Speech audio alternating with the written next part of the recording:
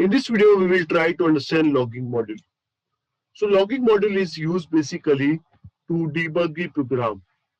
Suppose you want to check step by step what is happening in your program, you can use logging module. So first we will import the logging module. Now I'm creating one file called as a demo log.log. Okay, so let me create that file first. Okay, so the file will come inside this folder. You can see if you are working in Google Colab, it will come over this folder.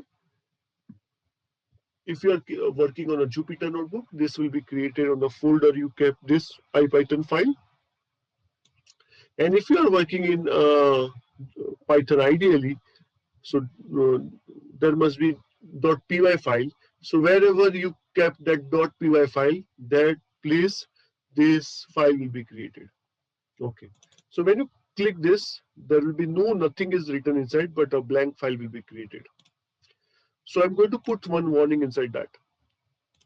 See here, the first warning has been kept. Okay. So I'll put one more line over here.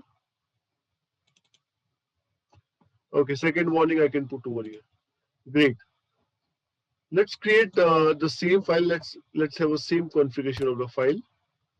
Okay.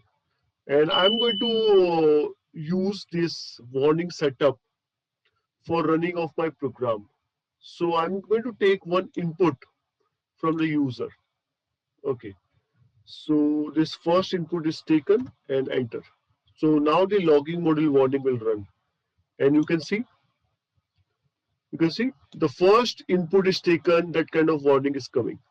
That means if your program is crash over here, you can able to understand that okay, the program has taken the first input. The second input has been taken, suppose. Great. And the logging warning will be run.